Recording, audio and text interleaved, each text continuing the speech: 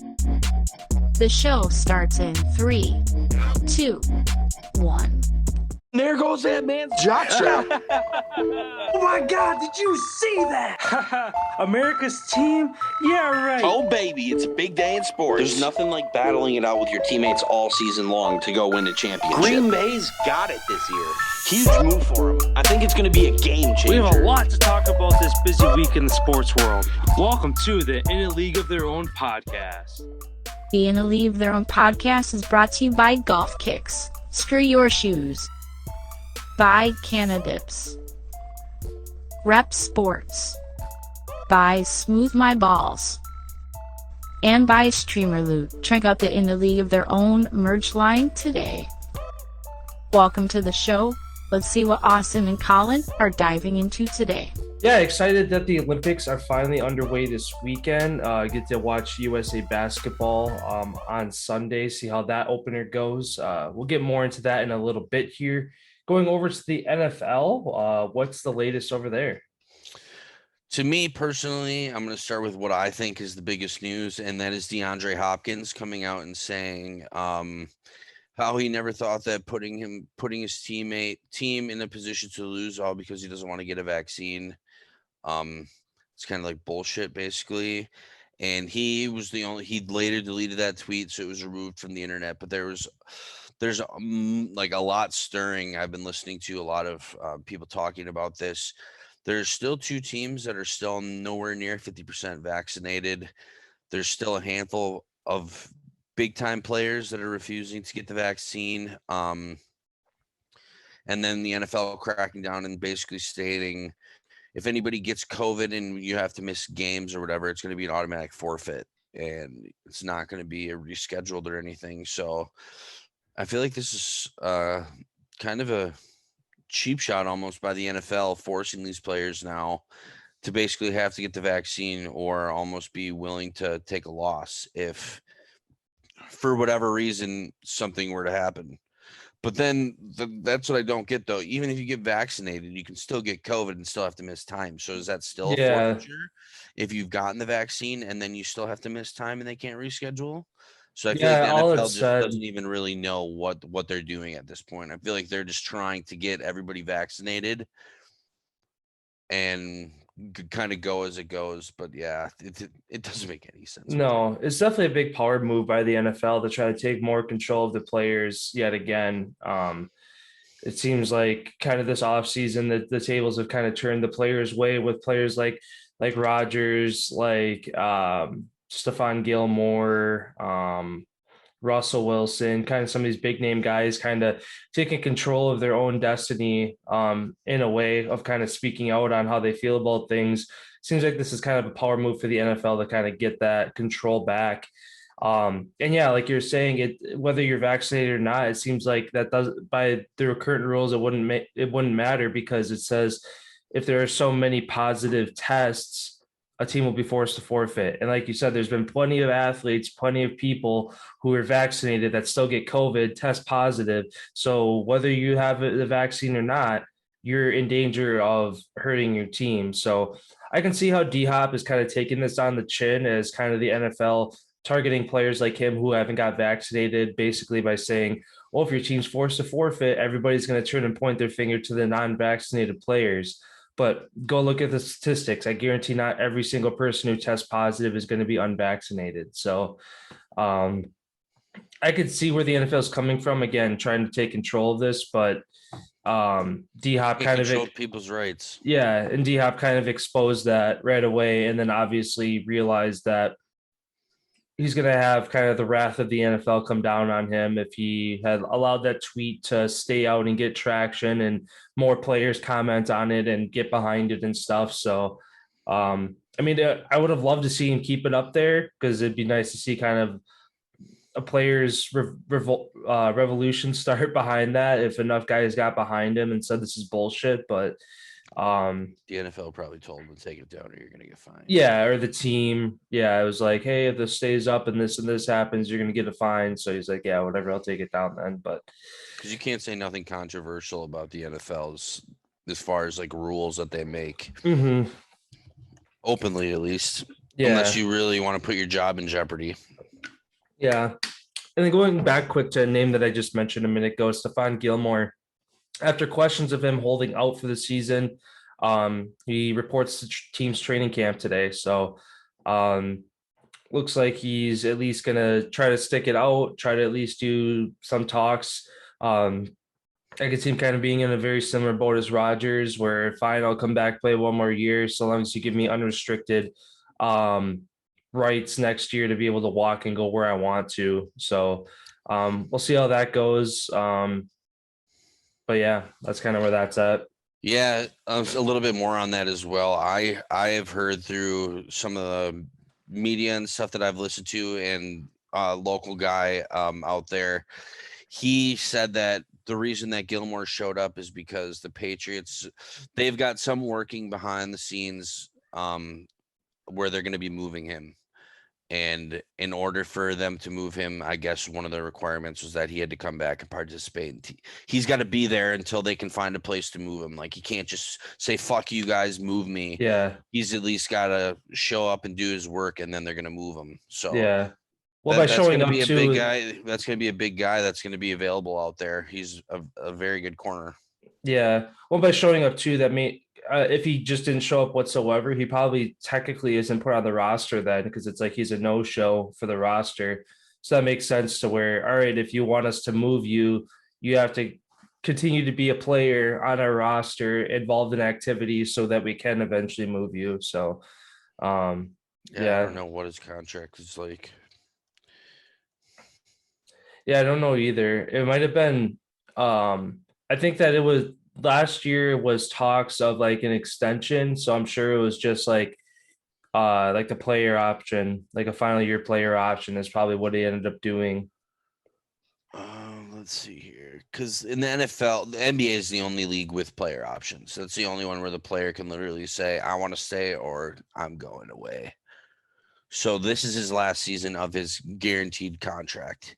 Oh, okay. He gets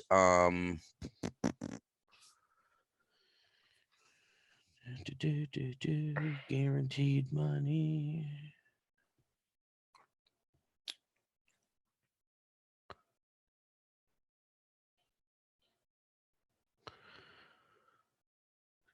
Okay, so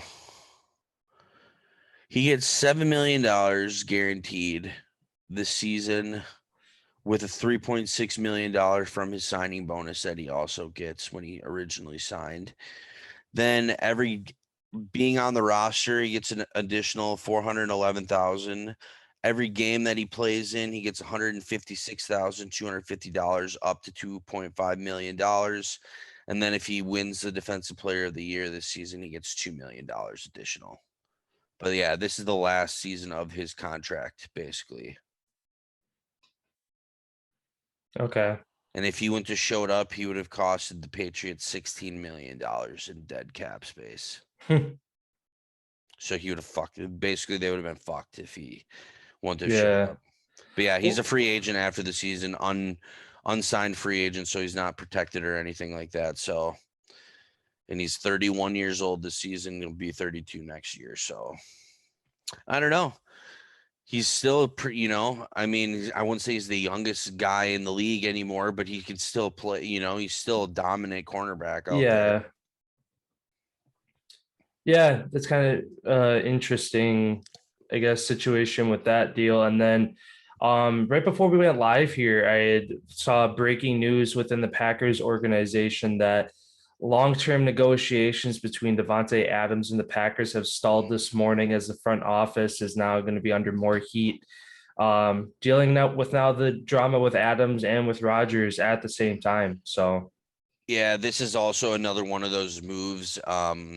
This was old news during, like, this happened a while ago. I don't know why Green Bay, some guy, I forgot who made the point yesterday, but they made a really good point with this whole situation between Rodgers and Adams basically not signing extensions. And it was like, if you want someone to stick around, you don't sit there and continue to talk to the media and continue to talk to the news. You kind of just want to let things progress and happen as they happen without, saying anything that could disgruntle somebody or vice versa. Where it seems like the Packers at this point are continuing to put their foot down and it seems like they're forcing him to make his move a lot earlier than like whatever he's planning to do. They're almost trying to like force his hand, and I don't like it. And Devontae Adams as well. Obviously, him and Rodgers are boys. I guarantee you, both of those guys know exactly what each other is going to do. And that's why I'm still convinced that this is going to be the last season that we see both of those guys in a Packers uniform. Yeah, I mean, it kind of like what you said with if you want to keep a guy, you take care of things one quickly and two behind closed doors and not let the media blow it out of proportion. And the Packers haven't done either of those. The longer this goes out, the more you're tarnishing that relationship between that organization and that player. So yeah, I mean, the details of everything obviously will come out when they come out, when it's all said and done, whether when these players leave or if they stay. But yeah, and that's a thing also that I forgot to mention too, that person, I forgot who mentioned it, but when you want to get rid of somebody, you start finding details and you start letting out little minor details. Like they didn't have to say Rodgers would have been the highest paid quarterback, yada, yada, yada. We offered him this, where they're starting to almost find details to point the finger to be like, hey, maybe this just isn't what, they're kind of turning, it seems like, on what they originally said in the beginning of time. yeah, But we will see here as the time keeps going on. Like I said, I think silence is better than hearing people pointing fingers at each other. But it seems right now that the Packers organization is flustered and they don't know what to do. And they're kind of releasing all these stories and reports and trying to get the ball moving a little bit. But knowing Rodgers and Devontae Adams, they both seem like they are really confident in who they are as people. And I yeah, don't think that they're going to be bullied into a situation that they don't want. So I have a feeling this could end very ugly.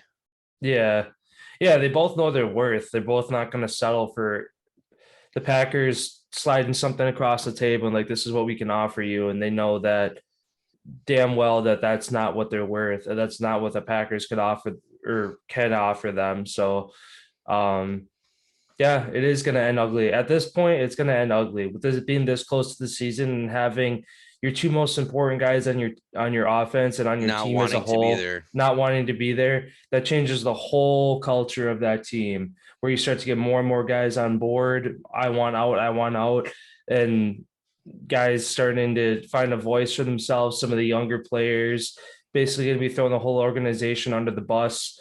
All of a sudden you have a bunch of guys leave and then nobody wants to come in unless they see change. So in a very short amount of time, the Packers could become one of the lowest teams in the NFL. I was going to say, no offense to the Detroit Lions fans, but like we could become the Detroit Lions for like this next era if that's what happens. And like good for the line, like they've finally almost got back out of it now. Like Yeah. the last time they were good was when they had Barry Sanders, and then all of a sudden he retires in the midst of his prime, and then they go to a shit team. And then you have Megatron decides to retire in the middle of his prime. And then all of a sudden they went through a big struggle, they almost went 0-16. Or did they go They 0-16? did go 1-16. Yeah, so like they went they went winless in a season, which is very difficult to do when you're out there busting your balls every single game and you're about to win, you're about to win one at some point, and they didn't. They kind of revamped, new coaches, new owners, new all this. They kind of rechanged their whole thing, and now they're finally like back on track of turning that organization around. Same with like the Browns, who were so shitty for so long. Look at what they've done. You know what I mean? Every good team's dynasty comes to an end at some point, and this could be the falling out when you have poor management, not knowing how to keep the temperature in the room comfortable for everybody, making sure everybody wants to be there, especially when it's your two most, I'm not going to say like important players, because everybody's important obviously on a football field, but like these two guys are superstars, and you're just basically treating them like dirt. You're not, It's like they don't realize how special these two players are. Mm-hmm. And that's like the Packers' whole mantra. It's like been their whole time ever since I've been a kid. It's they don't really give no special treatment to anybody. Everybody's the same. And we're really great at developing young players. And then for whatever reason, they leave and then they go have success wherever they go. And it'd be nice if we could change that culture and actually be a place where players want to come play. And we don't get any free agents or anything, like No, big it's a ones or small nothing. Nobody market wants to team. come here because I feel like through the grapevine, people talk about how the organization is, all that kind of stuff. And clearly this is on a whole display to the world day by day of how terrible managed the Green Bay Packers organization is. Like, this is like a laughing stock issue to the rest of the league. Like, basically saying you don't have Rodgers like on a deal. Like, you're not doing whatever that guy says. It's like, you guys are idiots. Because every team that he would go to, they'd give him the keys. Yeah, easily. But again, it all comes back to the management not having an owner, where instead of one guy calling the shots, it's a room of 3-4 guys that are all buddy with each other, that all want the equal amount of power, that don't distribute any of it to the players, and they just. And it's such a mess with how that team is, again, with having shareholders, and basically how the team is worth like almost $4 billion. And if you'd want to buy out all the shares of everybody, it'd be close to $9-10 billion. For if somebody wanted to come in and buy the team, if that's even possible, they'd have to pay more than double what the team is worth to even probably have a chance to buy it. So unless somebody can find a loophole with that, I feel like it's, especially with the condition of the team now, nobody's going to come in out of nowhere and say, I'll buy the team, here's the money, and then they take it over and start a new dynasty in Green Bay. That's not going to happen, especially with how it is now. But yeah, I mean, like you said, every good dynasty comes to an end. The lower teams rise up.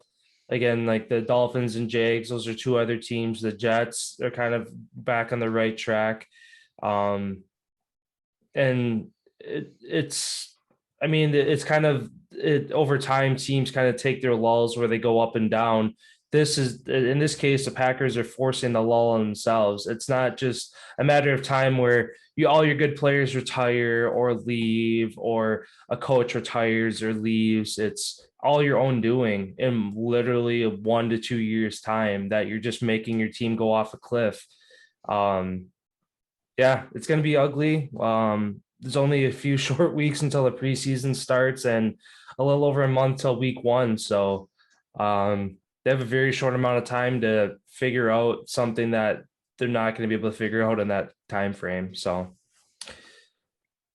but yeah, I guess kind of talking about guys not getting paid and not getting their deals. One person who did, Fred Warner, becomes the highest paid linebacker in the NFL with a 5-year, $95 million contract. I think it was like 39 or 40 million of it guaranteed. So great to see a guy like that getting paid. Paving the way for the rest of them. Yeah. Tampa's linebackers who are really young and really good. It's just paving the way for that position, which is awesome. Everybody wants to move the needle forward. Congratulations, Fred Warner, on getting your bag, man. You deserve it. Yeah. And another one being Darius Leonard on the Colts. There's talks of him next week. He's very good too. Surpassing that. I was going to say, I wouldn't be surprised if because he's their cornerstone on their defense. He has been. I'd say probably 110 million, maybe. Yeah. Well, they were saying Leonard's deal would be probably 4 years. So whatever that, so it'd be probably like 4 years, 100 million. If it's 5 years, yeah, closer to probably 100, 105, 110. But I don't know, for whatever reason, they're saying, oh, he'd only signed a 4-year, not a 5-year deal. So, but yeah, like you said, it's paving the way for all these young guys. He gets to enjoy being the highest paid guy for a couple days, a week, 2 weeks, however long it's going to be. And then the next guy who gets paid, it's just everybody keeps bumping up. So, well, and that's how you continue to get younger players wanting to play those positions. is people getting paid. If like the next, it's going to be after the linebackers, like I said, it's probably going to be linemen who you're going to start seeing contracts just go through the roof because everything's a circle at some point it's going to come around full circle. Mm-hmm. It's just who knows how long that's going to be. So, well, the linemen were actually kind of before this because Trent Williams got his deal to pass Bakhtiari as the highest paid. So the linemen kind of went through their stint. Like Quentin Nelson. That was just the guard position, though, right? A tackle. The tackle. Trent Williams is a tackle. Is Bakhtiari a tackle too? Yeah. Yeah, so that was the tackle position. And I want to say that was left tackle too. Yep. Yeah, backside. Yeah, that's how quarterbacks got it first. Then left tackle. Tackles because they're the guy protecting the guy. Then it went to the wide receivers because they're the one catching the ball.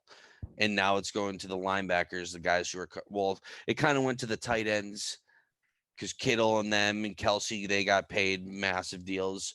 And then now it's to the linebackers, the guys that are covering the tight ends. It's like whichever position gets that boost, the guys who are covering them gets the pay boost too. Yeah. It almost seems like linemen, like edge rushers are kind of due for a big deal. Khalil Mack was kind of the last big deal that happened. Like that was 2 or 3 years ago. I thought that was like 8 years ago. 8 years ago. I don't think he was in the league. That was really? Like, yeah, he's only been in Chicago for like 3 years. 8 years ago would have been probably his rookie season when they were in Oakland.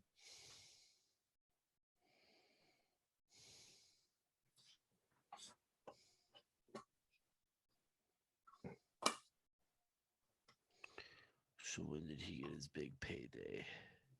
20. Yeah, so 3 years ago, 2018. Yeah. Yeah, that was his year. His first year with Chicago. And then that's when he signed his big deal with Chicago. And I don't remember how long he was with the Raiders. Like probably 3 or 4 years as well. Yeah, I don't know. It says he's got 7 years experience in the NFL. So you would have been 4 years, and he's got 3. Technically, technically 3. Yeah, so you had 4 years in Oakland. Yeah, because he signed a 6-year, $141 million deal, guaranteed 60 at signing, and then 90 million total guaranteed. And then he has all these fucking crazy roster bonuses. Like in 2019, if he was just on the roster, he got an additional $4 million. 2020, if he was on the roster, $3.7 million. In 2022, if he's on the roster, $12 million.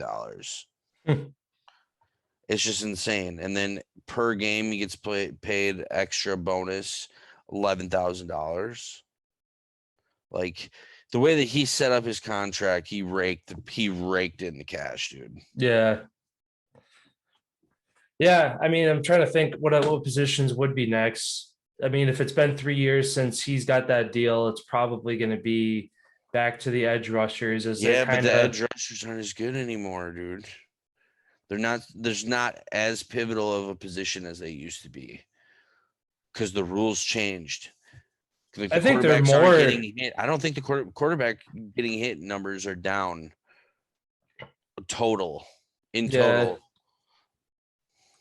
feel like it's going to be more important than ever this year with how fast the receivers are getting, how much faster and versatile the tight ends are getting.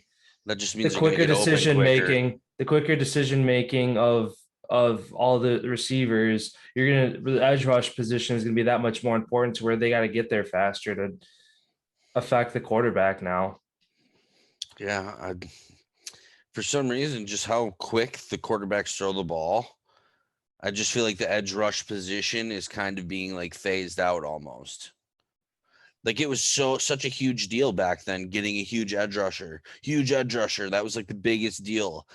And now it's kind of you want corners and safeties over, or you want a linebacker over an edge rusher. They just do so much more. Yeah. It's like becoming, I don't want to say it. It's becoming how many points. The NFL is becoming a scoring league. kind of like the NHL made that push too of like more skill, more speed means more points. So like I feel like less inclination is being put into defense. It's all becoming like corners, safeties, linebackers, like the 7-on-7 positions where you can have a lot of speed moving around, and like the line kind of all around even positions are kind of not even being really used that much anymore because it's a scheme of the line. It's not really one-on-one battles. You know what I mean? So Yeah. I Well, just it's feel become like the way that, and it's all a lot more is becoming shotgun. It's a lot more. You're seeing that almost run in high schools now everywhere across the country because it's all passing. It's all passing. NFL wants to see 40 to 35, 50 to 40. The fans want to see that too. You know what I mean? Like everybody wants to see people score and celebrate touchdowns and all that stuff. So yeah. the NFL is kind of tailoring the rules and doing everything that they can, I feel like, to fill that. Yeah, I mean, 2020 was the highest scoring season in history. So And now we're adding a game. adding a game, so that's going to get crushed again. Yeah, there aren't very many teams. I can't think of one that's kind of a run first. I mean, Carolina might be the only one, depending on how Sam Darnold starts. And when you got Christian McCaffrey behind as your running back, that's kind of a run first team there. But And then like as far as that goes too, you have to look at how many great quarterbacks are in the league right now. A lot. yeah, So obviously you're seeing them throw the ball a lot more. When there's not that many great quarterbacks, maybe the NFL, that's when they start changing some of their rules again. And then all of a sudden it's back to the linemen and the fullbacks and the running backs, and it's ground and pound. Because that's how it was for so long. yeah. Until we got Well, like this that's taken such influx as of crazy good quarterbacks. yeah. One, the league's become that much more safer where it's safer for a guy to burn a cornerback, run for a touchdown without getting touched, to where if you during run play you got 300-pound linemen on both sides fucking crushing into each other, and then you got a running back who's got explosiveness running from 5 to 7 yards in the backfield at that line, and you never know what's going to happen if he's going to come out the other side. Like And that's then a all lot. the linemen laying on top of you too in the piles. Yeah, Shit. Like wide receivers, if a wide receiver got caught underneath the pile of a line, they'd be hurt. yeah. Well, Like that their equipment isn't set up for they that. don't wear equipment. Yeah, a lot of them don't wear knee pads. And you look at the defensive side of the ball too, corners and safeties, they don't really either because it's about how fast and quick you can move. Mm-hmm. And if you're gonna get hit, maybe that one time you fucking get hit in the spot where you don't got a pad, big deal. You get a bruise, but you're able to run so fast without wearing pads on. Yeah, Like some of them don't even wear the thigh pads. yeah. Like they don't wear thigh pads or the knee pads. They don't wear nothing. They're very small. Like they're not even like the actual like pads that go into your pants. They're It's just like like the compression short the ones compression shorts that have yeah. the little. Yeah, that's all what most of them wear, really. And that doesn't stop shit. No, that doesn't really do anything. Because I know when I was in high school, we weren't allowed to do that. We had to wear the like pads in our pants. You Same. couldn't Had to have the knee pads, the thigh pads, the fucking hip pads, the tailbone tailbone pad. Yep. You had to Yep. have them all. You couldn't wear it there, and then you could wear like the girdle underneath with the padding in it as well, but you had to have the outside pads too. Like it wasn't an option to just do the girdle one. But I remember that shit. Weaving your pads through your belt loop, yeah, keep them in your pants. yeah, that was a And then fucking half the puzzle time putting they'd all that shit slide together. all the way around, and you'd have to slide your hip pads back to the Yeah. spots. What a joke! Yeah. That's awesome. But yeah, I just have two more real quick things on the NFL. Michael Thomas could miss. They're saying potentially 4 to 6 games after he completes his ankle surgery just the other day. So that's a guy who's, I mean, unfortunately for whoever's getting that starting QB job, they're not going to have him day one. Who knows, obviously, but they're saying he could miss some games. How fast he gets back to full strength is kind of up in the rehab process. So it'd be good for him, in the Saints team if he was there week one. But if not, He's kind of been dealing with this for, I feel like, for a long time and not really getting anything done. And it's good to see him finally get the surgery, heal up to 100%, and come back, as he's one of the top receivers in the league.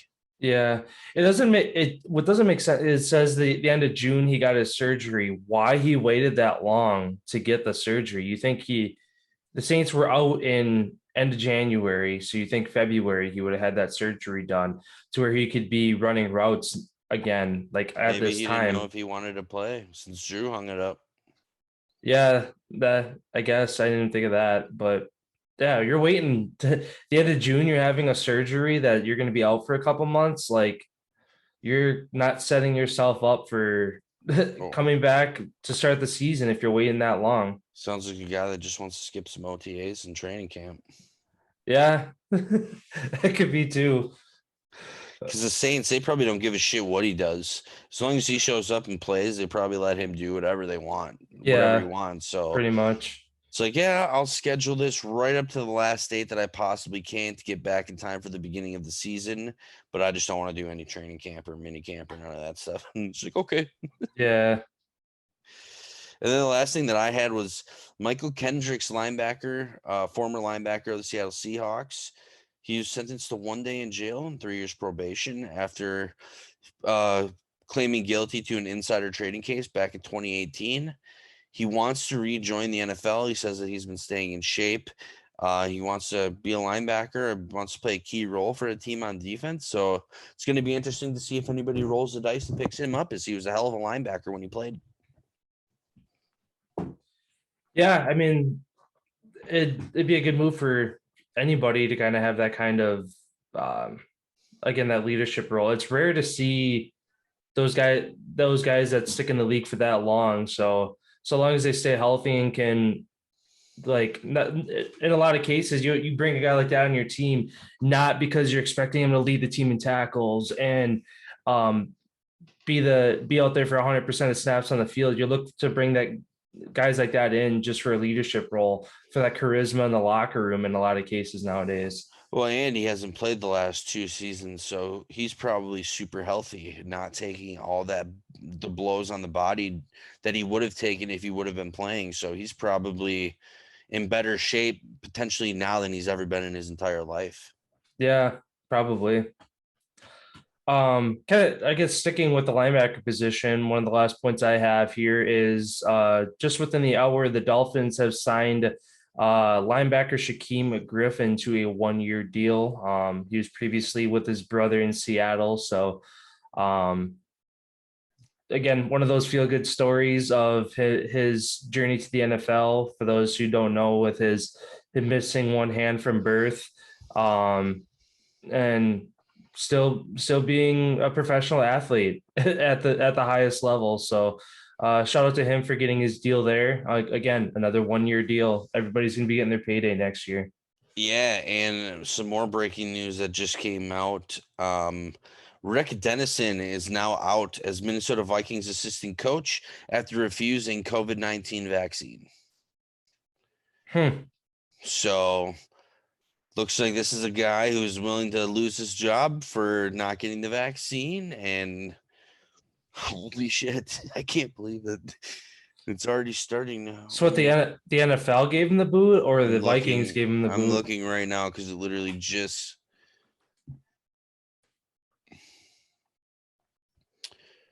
After refusing vaccine, he's out. Served as the Vikings O-line coach or run coach the past 2 seasons. All the vaccines required for all tier 1 staff, including coaches, front office, executives, equipment manager, scouts. Players are not required to receive the vaccine, but will face protocol. In the memo released by the league, NFL said any unvaccinated tier 1 staff member must provide a valid religious or medical reason for not receiving it. Losing tier 1 status prohibits coaches from being on the field or blah, blah, blah. So this is something he knew. They probably just, before, as training camp started, they probably just went through a checklist of, making sure everybody's got the vaccine. And he's like, no, I never got it. And they're like, well, either you're getting it today or you're out. And he's like, fine, I'm out. Yeah, it looks like they just hired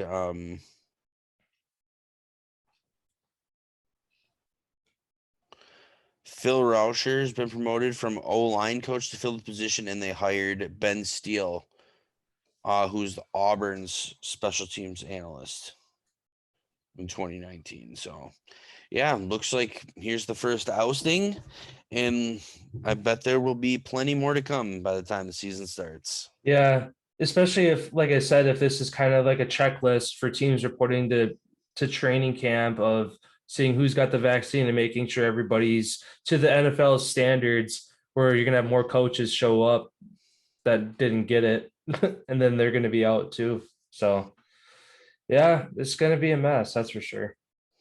And that's all I got. Yeah, and I got two more things here. One being the Bucks received their Super Bowl rings yesterday.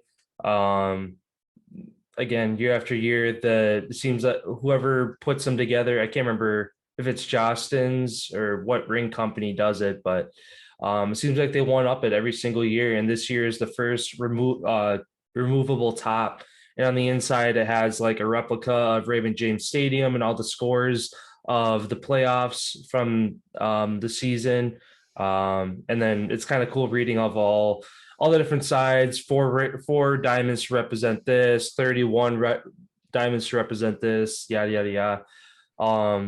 It was kind of funny watching when Brady opened it. He was looking over at his teammates, because at that point it's the seventh ring, where he's probably enjoying more the reaction of his teammates getting a ring than looking at it himself. So,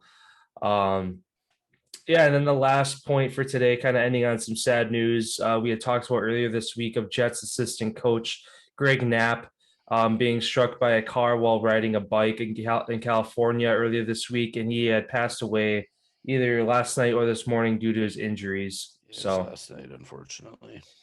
So big loss for the NFL and the Jets organization there. I saw all the posts and stuff yesterday. All the players and stuff who've had him as a coach, all the people who reached out and just said tremendous things about the guy. Unfortunate series of events to have to happen like that. Yeah, and unfortunate for the guy who was in the car. Again, to my understanding, he's been cooperating with authorities with the whole thing, but unfortunately, vehicular manslaughter, whether it's intentional or not, is what it's going to be. So, but yeah, that's all I had for the NFL as well. I guess moving over to the NBA here then. Again, the finals are all done, so there's not going to be a whole lot to talk about. Basically, the only things to mention, again, are Booker, Middleton, and Holiday will be available for the USA opener on Sunday against France. It'll be kind of interesting to see if any little tidbits come out about that flight over of Booker being a sob story, Middleton and Holiday kind of giving him shit. With that, how that whole flight's going to go. And then I believe you had mentioned it earlier this week, but it became official yesterday as the Pelicans named former Suns assistant coach Willie Green as their next head coach. He was the expected guy, but it wasn't like, because they were still in the finals. Obviously, you're not going to have a guy like that worrying about where he's going to be the head coach of his next team when he's in the middle of trying to win a championship. So the Pelicans officially named him as the head coach. And yeah, that's going to be a big blow for the Suns organization, especially losing an assistant coach along with potentially Chris Paul if he decides to go elsewhere as well. So, yeah, those are kind of the only 2 points I had to throw out there for the NBA today. Yeah, I really didn't have anything on the NBA other than some of these young kids. I saw the same like division that AAU stuff that LeBron's kid plays in. There's some kid that he was playing against that already has a 7-figure deal for NIL, and he's a senior in high school. So we're gonna start seeing high schoolers be millionaires here playing hoops. Unreal. Oh, it's good. It's going down that fast. Where yeah, just weeks ago. Well, social media. Look at how big social media is. The younger you go, all these kids now, it's going to be a race.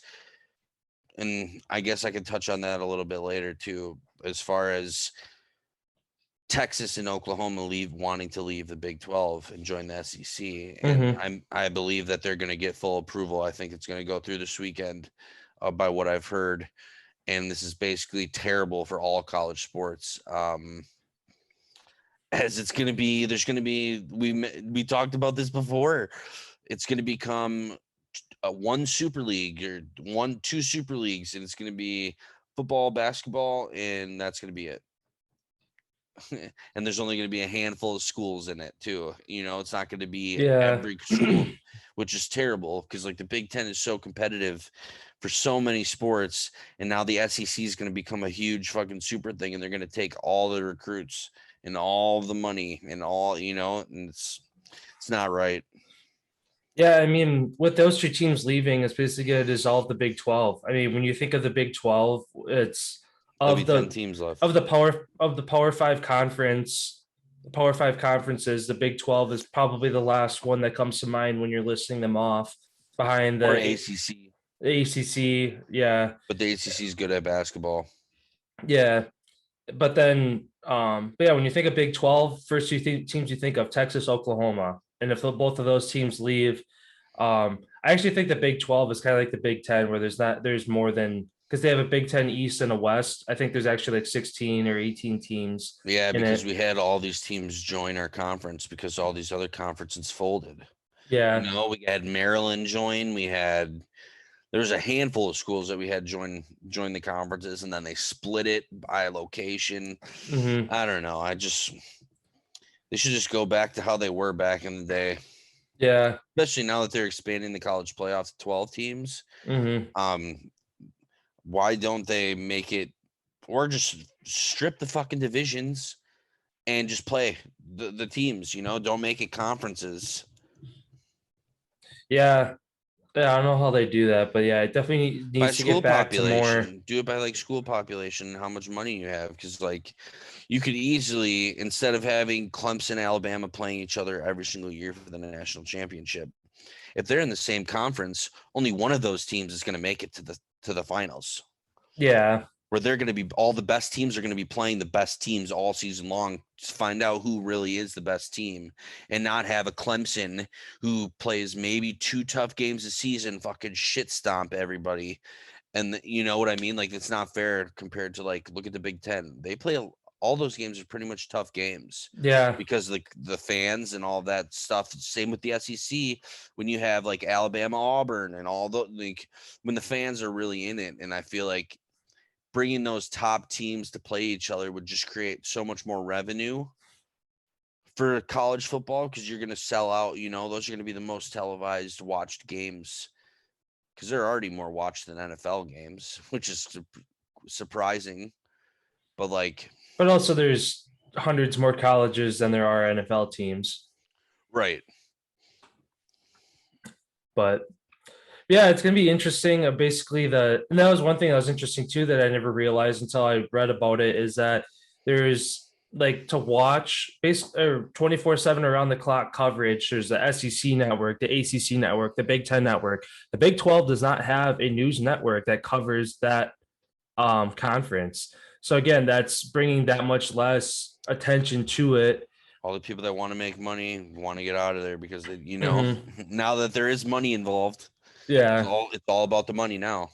Yeah, I wouldn't be surprised if in the next couple of years the Big 12 conference just completely dissolves. When you have your 2 biggest teams that bring attention to that conference leave, it's not going to be long before the other ones leave.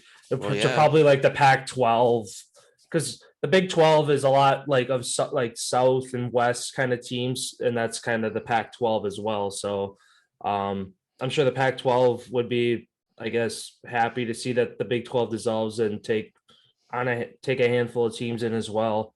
Probably the SEC too. Those are going to be kind of the 2 conferences that most of the Big 12 teams are going to go to.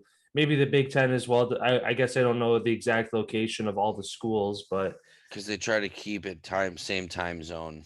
Yeah, what they tried to do. So dissolving the Big 12 out to the Pacific, that'd be tough for travel and time wise, because they got the mountains in the way and the time difference. That's what like Texas, Oklahoma is a different time zone than like some of the SEC schools on the East Coast.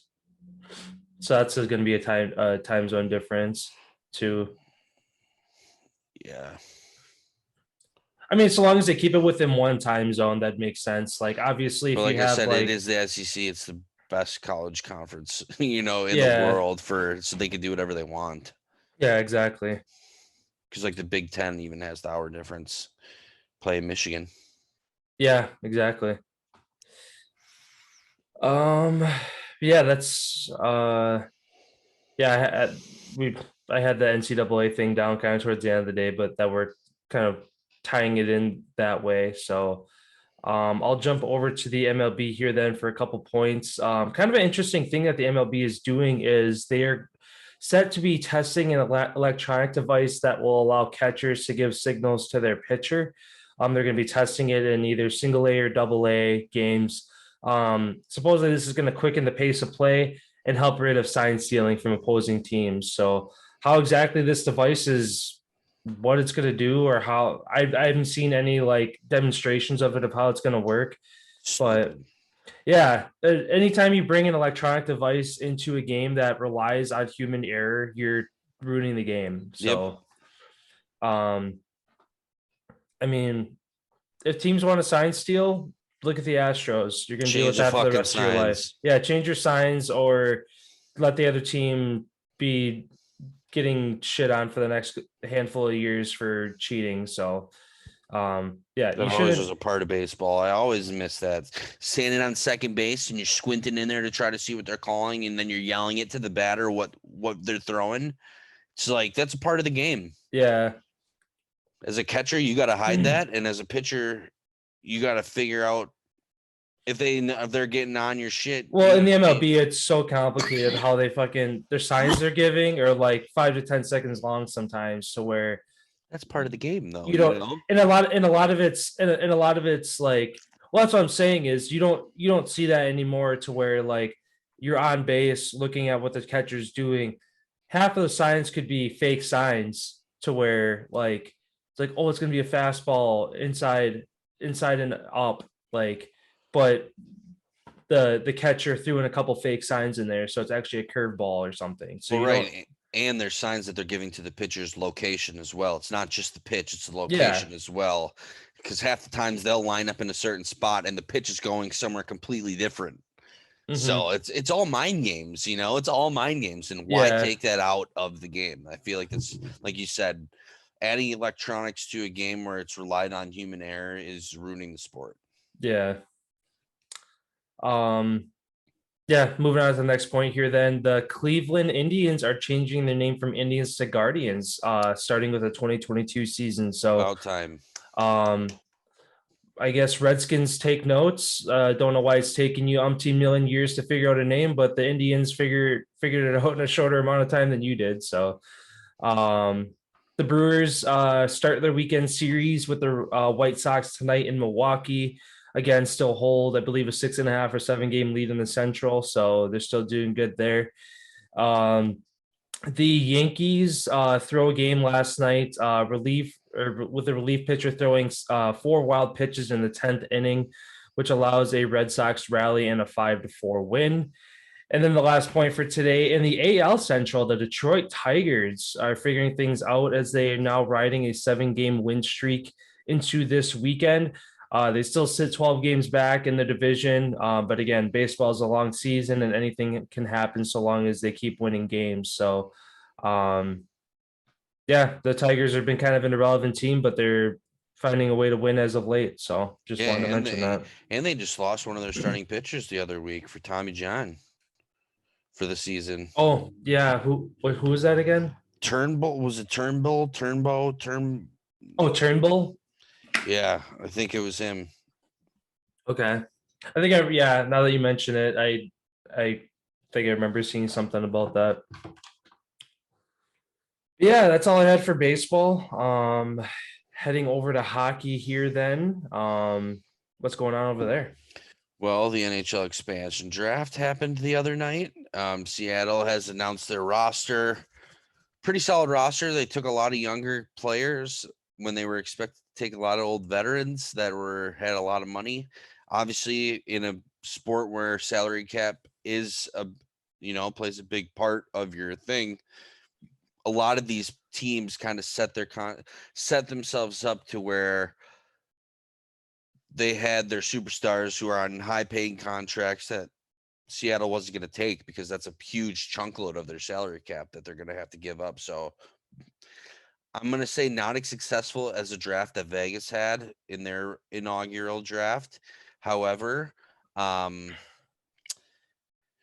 knows what a whole bunch of young kids can do together when you're kind of becoming a group of misfits, teams that didn't want you, and who knows how good these young kids could stick it to you never really know until you get out on the ice. So shout out to Seattle, and it was kind of cool what they had. They had a lot of big named players, former players, athletes from other professional sports teams in Seattle announcing their picks. So that was pretty awesome to do that.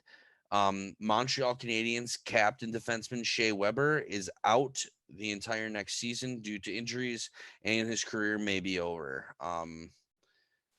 There's still more and more coming out day by day. I'm not going to get into the specifics on it because I really don't know. It like changes every article that I read on what I'm seeing. So it's kind of being behind closed doors, just saying it's almost like an undisclosed injury at this point. And yeah, he may never get back to good enough to be able to step out on the ice to play. So that's unfortunate if that was the last that we got to see Shea Weber losing in the Stanley Cup Finals. But if that was, hell of a career, man. And you're one of the best defensemen that I got to watch, through the course of my time watching hockey. Two-time Stanley Cup winner Barclay Goodrow signs a 6-year deal with the New York Rangers after being traded from Tampa. Obviously, they had to get rid of a handful of players due to salary cap issues. He was one that they chose to get rid of the Rangers. And then my Flyers get rid of Shane Gostisbehere for 2 draft picks to the Arizona Coyotes to free up about $8 million in cap space. I want to say thank you, Ghost, for what you've done in Philly. I mean, your first couple of years, especially your rookie season, hell of a year. You led all NHL defensemen in points. You did really well, and it was unfortunate to see you go through the injuries and the struggles and then kind of get, ride the pine. But hopefully you had success in Arizona and go win a cup somewhere else if it's not with, the Flyers. And then the last bit of news that I have here in the NHL, Michigan Wolverines hockey is on the verge of making NHL draft history tonight, as they have 3 players, or not tonight, excuse me, next week. But they have 3 players who are looking to be selected in the top 10. When no college ever has had 3 players drafted in the first round, they're looking to have 3 players selected in the top 10 this draft. So, yeah, they've got it kind of works out when the United States Development Program team is based in Michigan, and that's where you have all like the United States development kids that are there, and 90% of them go to University of Michigan because it's right next door to where they've basically been living and playing for their last 3 years. So congrats to University of Michigan. Taking on those kids, the Big Ten has been a lot of those kids end up going to the Big Ten, Wisconsin, Michigan, Minnesota.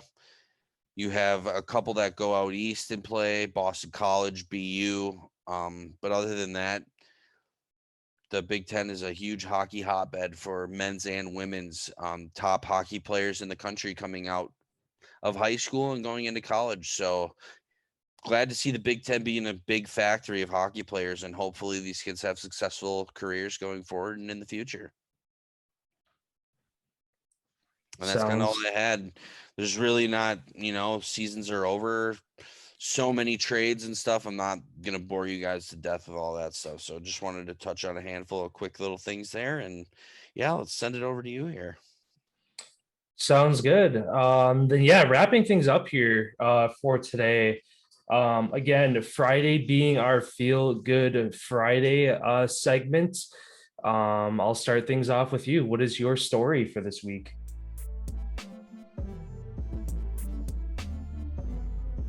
I kind of have two quick things here. I have 2 points for this Feel Good Friday. The first, I'm going to touch on Oklahoma State is inducting Barry Sanders into the Ring of Honor on November 13th. So awesome for him to get his due there. That's been a long time coming for him to finally get that.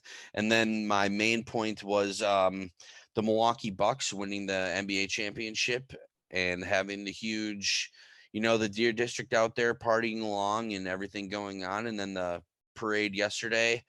This has been a time in Milwaukee County where crime has been at the lowest that it's been all year long, and a lot of that I feel like has to go to everybody pulling together and kind of being on one team and rooting for the Bucks. And it's a good time when you see violence and crime really cease to stop when your local team wins a championship. And I feel like that's awesome that everybody's coming together, and hopefully we can take this new era of being a champion city. Hopefully we can keep that going and continue to keep everything, make everything better day by day. I feel like Milwaukee's such a great place, and a lot of players love living there and being there, who especially play there. And I feel like it could be such a great city. And look at how great it was when everybody was celebrating and there was no crime, people being killed and stuff like that. So hopefully it'd be nice to see that, to continue for the future. Yeah, I mean, it's just awesome in general to see a small market city of Milwaukee get it done. You typically expect your New York City, your Boston, your Chicago, your LA to be winning all these titles because that's where all the players want to gravitate towards. So when you have a small market team like Milwaukee kind of put everybody else to shame, it kind of shows that it can be done elsewhere, which kind of plays into my Feel Good Friday story, sticking again with the Bucks, but more specifically kind of going into Giannis and Middleton's story. Giannis Antetokounmpo, he delivers on a promise that he made 8 years ago when he was a kid. His family got by selling their own goods and own belongings on the streets to get by. The night of the NBA draft, Giannis would finally receive his citizenship. Wow, that's a tough word, apparently. Into Greece, which he would have finally allowed him to travel. Which I didn't realize that was that was the thing when you're stateless, when you're not tied to a country, you're unable to travel because you can't get like a passport if you don't have a home country. So he would have been that close to not even having an NBA dream because he would have been unable to travel. So yeah, it's awesome to see the night of the draft that he would be able to call Greece his home. Giannis and Middleton's rookie season, they amounted to just 15 wins the entire season. To put into perspective, they had 16 wins in this year's playoffs. Both players from that point on would develop their game to an all-star level. After an off-season transformation in his third year, Giannis took the league by storm, winning the Most Improved Player award. And just last year, he had the opportunity to go anywhere he wanted in the league to get himself a big contract and go to a championship team. He would instead stay true to his promise and stay loyal to the city of Milwaukee, as he and Middleton both decided it could be done in a small market venue. And after 8 long years for the duo and 50 years for the city of Milwaukee, a championship trophy comes home. So again, just kind of riding out the championship feels for, again, being a long time coming, being a Milwaukee Bucks fan, just being a Wisconsin fan as a whole. The last championship that was here was in 2011 when the Packers won a Super Bowl. So it's been 10 years being a Wisconsin fan to be able to celebrate championship trophies. So, yeah, again, it was fun yesterday being down at that parade, being able to experience that with, I don't even know what the final numbers were for how many people were there, but they had like 30,000 just at the stage, and then how many thousand downtown lining the streets as they paraded through town. So I saw estimated it was they estimated between 70,000 and 100,000 people. Yeah, I believe that. That sounds about right. But about a fifth of the city was there. Yeah. Yeah, it was a great way to cap off a championship season. And like you were saying before, for Middleton and Holiday to be able to win an NBA Finals and then a week or two later go win a gold medal. That'd be, like you said, probably the best sports year that they've ever had in their life. So, yeah, that's all I had for today. Kind of capping off more of a lengthy episode that we've had as of late, but that's, I guess, a good problem to have. It means there's a lot of good things to talk about today. So, Yeah, and with the Olympics, starting today, we're gonna have full shows to talk about here going forward till basically this time next year. Because it's the Olympics into ending of baseball, into football, into hockey and basketball again. Yeah, we're almost there again. So yeah, I'm definitely looking forward to September, October when it's football, baseball, hockey, and basketball all going on at the same time. That's going to be probably best or favorite part of the year to be doing this show. So, yeah, absolutely. So thank you guys for stopping by. Don't forget to like, follow, subscribe to our social medias, which you can find in the description link below. Check out our merch store. Don't forget to purchase some In a League of Their Own merch. Rock that shit around the world. Help support the name. Also on the Apple, Google podcast, don't forget to click the 5 stars. Helps move us up the chain for the algorithm. And you can just put that we told you to do that or we made you. It doesn't matter what you put in there. And yeah, we really appreciate everybody stopping by. We're glad to continue to keep doing this for you guys and continue to show up every Monday, Wednesday, Friday and do this for you. Hopefully we will be back with an interview sometime soon here. I'm working on that. And then, yeah, hopefully hopefully this next interview that if we can lock it down, should be a good one for you guys. So have a great weekend. This weekend we'll be out competing. I'll be competing in a golf tournament, and I got my boy Collin here on the sticks. He's going to be on my bag caddying for me. So we will be back on Monday to let you guys kind of know how that went. And yeah, see you on Monday. Have a great weekend, everybody.